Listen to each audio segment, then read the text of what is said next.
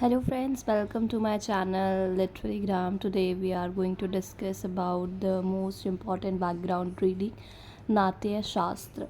आपको background reading बहुत ही कम YouTube पर मिलेगी, बट मेरे चैनल पे आपको सारी बैकग्राउंड रीडिंग्स की वीडियोस मिलने वाली हैं, क्योंकि बैकग्राउंड रीडिंग्स काफ़ी ज़्यादा इंपॉर्टेंट होती है हमारे एग्ज़ाम्स के पर्सपेक्टिव से। बट जनरली ये लोग कवर नहीं करते हैं, क्योंकि उन्हें लगता है कि ये बैकग्राउंड रीडिंग्स है, ज़्यादा इंपॉर्टेंट नहीं है। बट एग्ज़ाम्स के पर्सपेक्टिव से देखा जाए तो ये बहुत इंपॉर्टेंट होती है, क्योंकि इनका एक ना एक क्वेश्चन तो आपको एग्ज़ाम्स में देखने को मिलता ही है।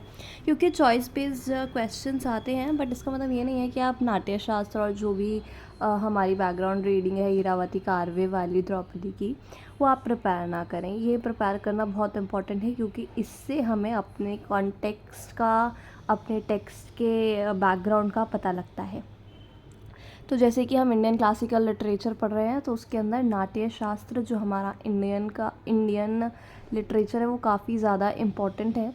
तो नाट्य शास्त्र मैं आपको बता दूं, भरत मुनि ने लिखा है। भरत मुनि एक not he was not a well known writer, but he was too much popular because of नाट्य शास्त्र only। भारत मुनि के बारे में कोई आपको हिस्ट्री नहीं मिलेगी, आपको किसी बुक में नहीं मिलेगा, आपको गूगल पे नहीं मिलेगा, क्योंकि भरत मुनि के बारे में इंफॉर्मेशन है ही नहीं वर्ल्ड में। और नाट्य शास्त्र की भी बात करूँ तो वो एक संस्कृत टेक्स्ट है, और इसका ओरिजिनल फॉर्मेट अभी कहीं भी नहीं है। जो भी आपको अगर कोई फुल टेक्स्ट मिलता है नाट्य शास्त्र पर, या तो वो डमी है या फिर वो किसी और के द्वारा लिखा गया है, पर वो भरत मुनि ने पूरा नहीं लिखा है। और भरत मुनि के बारे में भी ज़्यादा इन्फॉर्मेशन आपको नहीं मिलेगी कहीं भी। तो स्टार्ट करते हैं, टेक्स्ट का एक बैकग्राउंड लेते हैं। नाट्य शास्त्र क्या है? नाट्य शास्त्र के नाम से आपको लगता होगा कि ये कुछ नाटक बेस्ड होगा, लाइक ड्रामा और थ्योरी के रिलेटेड होगा, बट ऐसा कुछ नहीं है। सबसे पहले हम देखते हैं, ये एक संस्कृत टेक्स्ट है, जिसको पहले भारत शास्त्र के नाम से जाना जाता था। ये बहुत ज़्यादा पुराना टेक्स्ट है। जब मैं आपको बता दूँ, ये त्रेता युग में लिखा गया था, जब थिएटर, डांस, म्यूज़िक ये सब कुछ भी नहीं था। बट जो नाट्य शास्त्र है उसके अंदर हम थिएटर का जो टच है वो देखेंगे। इसके अंदर 36 चैप्टर्स है, 6000 से ज़्यादा श्लोक है। श्लोक हमको पता है क्या होते हैं, संस्कृत पोएटिक राइमिंग वर्ड्स होते हैं। जो हमारे सिलेबस में है वो इम्पॉर्टेंटली है 6th और 7th चैप्टर नाट्य शास्त्र का। 6th चैप्टर है अबाउट रसा थ्योरी एंड 7th चैप्टर है अबाउट भाव। तो जो इस हिसाब से है ये बहुत इम्पॉर्टेंट है। तो अब हम देखते हैं क्या है टेक्स्ट में। तो रिलीजन, मनी, प्लेजर, मोक्ष, जब ये चारों चीज़ें काफ़ी ज़्यादा इम्पोर्टेंट उस टाइम में मानी जाती थी, जो कि आज के भी टाइम में है। त्रेता युग में ये टेक्स्ट लिखा गया है। इस टेक्स्ट के अंदर चारों वेदों में से कुछ कुछ लिया गया है, और इसलिए इसको 5th वेद कंसीडर किया गया है, क्योंकि पहले के टाइम में जो चारों वेद थे, ऋग्वेद, सामवेद, यजुर्वेद और अथर्ववेद, इस इनको पढ़ने की इजाज़त सबको नहीं थी। ये सिर्फ ब्राह्मण लोग पढ़ सकते थे। इसीलिए उन्होंने 5th वेद बनाया, नाट्य वेद, जिसके अंदर इन सब के बारे में लिखा गया।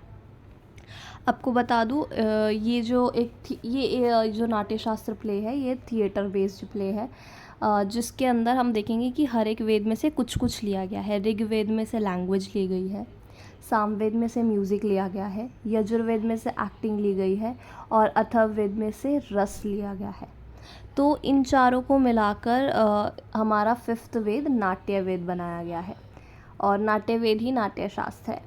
तो नेक्स्ट हम देखते हैं कि जो ब्रह्मा जी थे, ब्रह्मा जी को तो आप सभी जानते हैं, लाइक अगर आप हिंदुज़म से थोड़ा सा भी रिलेट करते हैं तो ब्रह्मा जी को आप जानते होंगे। ब्रह्मा जी ने ही भरत मुनि को, जो राइटर हैं हमारे टेक्स्ट के, भरत मुनि, उन्हें कहा था कि नाट्य शास्त्र लिखो, जिसके बाद भरत मुनि ने नाट्य शास्त्र क्रिएट किया था। नाट्य शास्त्र, मैं आपको बता दूं, भरत मुनि के जो हैं वो 100 बेटे हैं। तो जो नाट्य शास्त्र में उनको हीरोज़ और कुछ भी लगेगा जो थिएटर में चाहिए होता है, वो उनके पास था। बट उनके पास कोई लड़की नहीं थी, लड़की का रोल प्ले करने के लिए थिएटर में कोई नहीं था। इसलिए उन्होंने ब्रह्मा जी से अप्सरा भी डिमांड की थी। जिसके बाद आपको एक और चीज़ में इम्पॉर्टेंटली कवर कर देती हूँ। जो इसके अंदर मेनली 8 स्किल्स की बात की गई है नाट्य शास्त्र में, जो कि आठों के आठों इन चारों में से लिए गए हैं।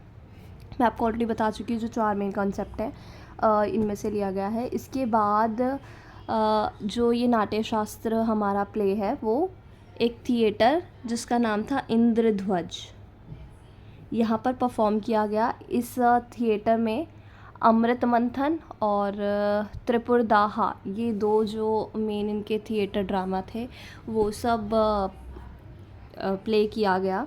और जिसके बाद जिस प्ले को शिवजी ने एज ऑडियंस देखा, तो शिवजी ने बताया कि इसके अंदर एक एलिमेंट है डांस जिसकी कमी लग रही है। तो शिवजी का एक भक्त था टांडू, जिसने डांस को भरत मुनि से अवगत कराया और प्ले में ऐड करवाया, जिसके बाद ये प्ले काफ़ी ज़्यादा पूरा हुआ। तो अब देखते हैं 6th और 7th चैप्टर में क्या है। 6th चैप्टर जो है हमारा रस थ्योरी है। तो 6th चैप्टर रसा थ्योरी, जिसके अंदर इमोशंस की बात की गई है। इमोशंस परफॉर्मर और ऑडियंस के बीच में, जो कि काफ़ी ज़्यादा इंपॉर्टेंट है। परफॉर्मर, ऑडियंस और परफॉर्मर क्या परफॉर्म कर रहा है और ऑडियंस उसे कैसे देख रही है, ये मेनली रस है। रस 8 टाइप्स के हैं, जो कि आपने शायद 11th-12th में भी पढ़ा होगा और 9th-10th में भी पढ़ते हैं। तो रस 8 टाइप के हैं। जिसके बाद हम देखते हैं भाव जो है वो फीलिंग्स को कहा गया है। अब फीलिंग्स क्या है? फीलिंग्स जो 7th चैप्टर है वो भाव के ऊपर है, जिसका मतलब फीलिंग्स होता है। फीलिंग्स कई टाइप की होती है, जो कि लाइक हम उसे इन्फिनिटी भी कह सकते हैं, मतलब इन्फिनिटी टाइप्स की फीलिंग होती है। अब हम देखते हैं कि रस के जो 8 टाइप्स हैं वो कौन से हैं। श्रृंगार रस, हास्य रस, करुणा रस, रुद्र रस, वीर, भयानक, विभत्स, अद्भुत। और शांत रस एक 9th रस है जो बाद में ऐड ऑन किया गया है। और जैसे जैसे टाइम बढ़ता जाएगा वैसे ही और रस का इन्वेंशन होगा। तो श्रृंगार रस जो है वो रोमांटिसिज्म के लिए यूज़ किया गया, मतलब रोमांटिसिज्म नॉट इन इंग्लिश है, मतलब रोमांस के लिए यूज़ किया गया है। हास्य रस इज़ अबाउट कॉमेडी, करुणा इज़ अबाउट पिटी, रुद्रा इज़ अबाउट क्रोध, एंगर, वीर इज़ अबाउट हीरोइज्म, भयानक is about it is related to Kali Mata, the color is black and भयानक is terrible। एंड मोरोवर विभासा रस जो है वो आगे दुख के लिए यूज़ किया गया है। अद्भुत रस एम्यूज़मेंट की फीलिंग के लिए यूज़ किया गया है। जो शांत रस है वो मतलब इतना कोई डिस्कवरी में है फ़िलहाल, इतना उस पर काम नहीं हुआ है, इसलिए उसके बारे में ज़्यादा इन्फॉर्मेशन भी नहीं है। और अब यही वीडियो है अबाउट नाट्य शास्त्र क्या है एंड ऑल। आपको आई होप ये नाट्य शास्त्र समझ आया होगा। और बैकग्राउंड रीडिंग्स है ये। इंपॉर्टेंट क्वेश्चन अगर आपको चाहिए तो आप मुझे कमेंट कर सकते हैं, मैं इंपॉर्टेंट क्वेश्चन की अगली वीडियो भी बना दूँगी। Thank you for watching this video. और बैकग्राउंड रीडिंग्स के लिए आप डिस्क्रिप्शन बॉक्स चेक करिए, उसके अंदर सारी वीडियो के लिंक्स हैं। Thank you for watching.